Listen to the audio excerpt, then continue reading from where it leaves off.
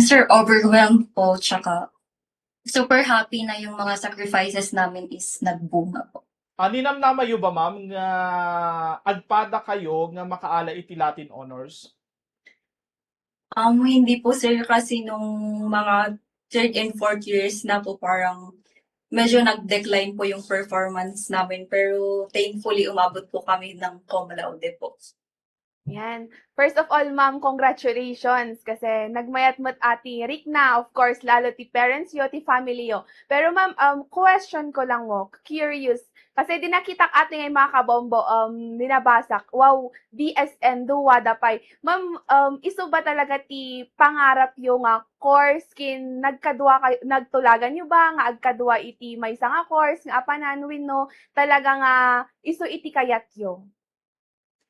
Ma'am, ako po ma'am, nung during pandemic po, hindi po yun yung first choice ko. Parang sinunod ko lang po yung kakambal ko kasi that time wala po talaga akong parang naisip na gustong course na kunin po. Pareho ba kayo ng study habits or magkaiba kayo? Um, Paggabi po mas ma-review siya. Sa akin po gigising po ako ng madaling araw. Dun po ako, gising dun po ako mas nagre-review. And sa akin naman po parang mas effective sa akin yung parang nagsusulat po para ma-review po ng maigi kaysa kumpara po sa kanya, more on reading po siya. Sa akin naman po parang mix. So, may competition ba sa inyo dalawa? Kasi syempre hantay nga mailibak nga ada dagiti daduma nga agkabsatan man nga twins pero may magkapatid na may competition sa kanila pero ilan lamang ito. Kayo ba, may competition ba sa inyo o mas teamwork talaga ang nangyayari sa inyong dalawa? Um, Naniniwala po ako na wala po talagang competition sa amin kasi iisa lang naman po yung goal namin, which is yung gawing proud yung magulang namin and makapagtapos po ng pag-aaral. And kung meron man po, siguro yun po yung tinatawag nilang yung healthy competition po. Kumbaga pag merong kagalingan yung isa, parang may inspire po yung isa na maging magaling. And yun nga po, parang common po yung comparison sa mga twins. And may kasabihan nga po na comparison steals joy. So parang um, it's about shining without parang not giving someone else. Like especially po your loved ones. Yan, ma'am. Ma'am, damag ko lang, ma'am, naging agka-section kayo ba, ma'am, since first year hanggang fourth year kayo?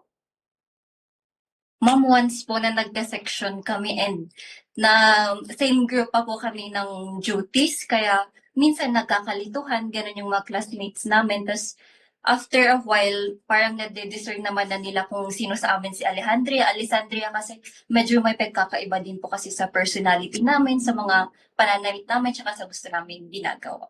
Mhm. Ma'am, ana agi challenge nga naranasan nyo ti eskwela yo kas nursing, ma'am? Siguro po yung pinaka-struggle po in general is yung talagang puyat po talaga. Kasi pag nagjo-duty po kami, hindi lang naman po as in na yung duty na 8 hours, meron po silang additional requirements and may mga sabay po na exam. So talagang madi-drain po talaga mentally and physically. Pero um, ganun naman talaga. Pag pagod, magpahinga din bukas, gising tuloy ulit po. Mhm. Opo, yung graveyard shift po talaga yung nakakasira ng body clock. Tas minsan marami kang mami-miss na special occasions, gano'n. Pero sacrifices po talaga para maabot yung pangarap namin. Mhm. Dati kinunay tatay ano ma'am, anya iti kumbaga nagdumaan nyo? Hmm. Isa po is siguro mas madaldal ako sa kanya, mas Sa kiki-socialize kanya, tas yes mas ma'am. palangit Oo. andan um, na nagngiti-ngiti lang, gano'n. Tas ano ba ba? Sa physical characteristics naman po. Siguro mas thick po ako kaysa sa kanya. Parang mas mataba po ako. Kaya yung iba parang nag-differentiate naman na. May papanmat iti panagadalyo or tungkol sa pag-aaral nyo sa nursing. Ano ang pinakamahirap na subject sa nursing para sa inyo, ma'am? O una si Ma'am Alejandria. Ayan. Para sa akin po talaga yung MS po talaga yung pinakamahirap kasi matututo ka po talaga sa mga sakit, yung sa iba't ibang systems.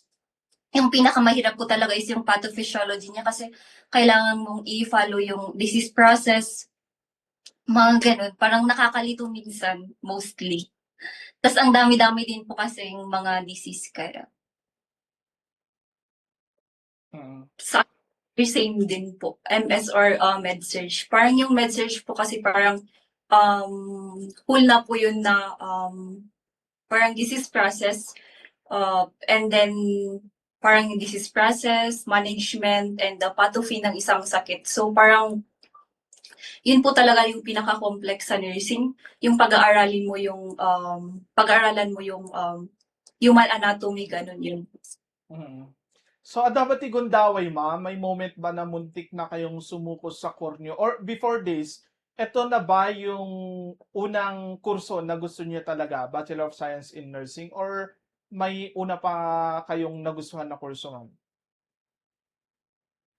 Sa akin naman sir, ito naman po yung first choice ko talaga kasi na-amaze kasi ako sa mm, uniform, tsaka parang ang ganda-ganda niya, napaka-fulfilling niya pong profession.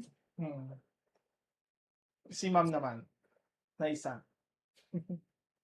So, ang first, yung nung high school or elementary po kasi ako, parang accountancy po yung tinitingnan kung course na kukunin sana. Pero, ayun nga, mahina tayo sa math, kaya mag-nursing na lang. Pero, may math pala sa nursing, pero at least, di naman siya gaanong ka-complex compared sa math ng ibang course or ng accountancy. Ma'am, dagdag question lang, di ko nang ngarod nga haan nga iti for nursing ti first choice mo kat accountancy. Ma'am, adda ba anya iti nang udyok kanya ma'am tatno sumurot metten kini kakambal mo nga apan iti nursing. Kumbaga siguro ma'am parang calling na din siya kasi Oh. iba talaga yung iba kasi yung work ng nursing talagang first hand makaka-encounter ka ng mga patients gano'n, and talagang mashi-shape yung life mo, mashi-shape yung mga good qualities talaga sa nursing, especially yung pagiging um, yung pagmamalasakit and pagmamahal sa kapwa-tao. Ayan. So, at least nga, itinangala kayo iti nursing, at least nga agkadwa kayo pa lang, ano? So, Yes. paano, kasano yung ba't nga sinango, dagiti, or, eto pala, ada ba iti moment nga dandani kayo nga sumuko, iti kursuyo? Para sa akin sir, wala naman po kasi gusto ko po 'tong ginagawa ko, gano'n talaga, 'pag siyempre 'pag passionate ka sa ginagawa mo, kahit mahirap man siya, ipu-push mo talagang gawin and and i-achieve siya. Mm. Ano ba, siguro yun lang po sir, yung mga pagod, puyat, gano'n. Kasi yung during po ng time ng duties namin, kasi nag-start po kaming mag-duties from second year to high school. So talagang nung 4th years na kami, talagang super talaga very napapagod na talaga kami, and parang every day parang pumapasok sa isip namin na bukas duty na naman, gano'n. And talagang nakakapagod siya, pero para sa mga magulang namin, ginagawa talaga namin ang lahat ng makakaya namin para tapusin ang course na ito. Mm. May papanmot ma'am, it is study habits can disiplina yo kung ayo garod nga mas stress kayo, which is normal lang naman iti panagadal. Ngayon na ajay, syempre, kas agkambal, anya yung typical study routine nyo kas agkambal.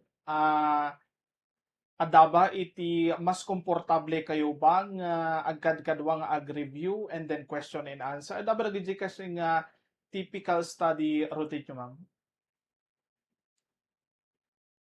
Um, Parang mas maganda po na hindi kami sabay kasi kapag yung isa si Alessandria po kasi mas mahilig siyang binibigkas yung mga words na binabasa niya. Ako po ako po yung silent reader, kaya mas gusto ko yung tahimik na place. Tapos siya nagsasalita siya, kaya minsan parang ano ba 'to? Kaya yung isa sa isang kwarto, yung isa sa isa na lang, lumalapit yung isa sa isa. Mm. Yan. Yung time naman po, siguro mas prefer namin mag-review ng night time. Kasi hindi po kami morning person. So talagang pag evening, dun po nabuboost yung aming brain function. Yun po. Mm. Ma'am, yan, may mga times po ba na nagko-compare kayo ng mga kapag may recitation, kapag may hindi nakasagot, or mas may maganda yung sagot, or may mga exam, may mga times po ba na nagko-comparean po kayo? Nung siguro ma'am, nung mga first years, nung nagka-section po kami, kapag talagang nagkamali pong isa, tatawa pero parang tawa lang na Mm.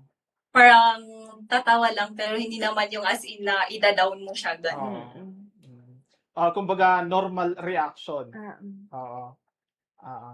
So, da kayo pa nga duwa dayti kas ano yung ano to, binabalanse ang oras sa pag-aaral at pahinga.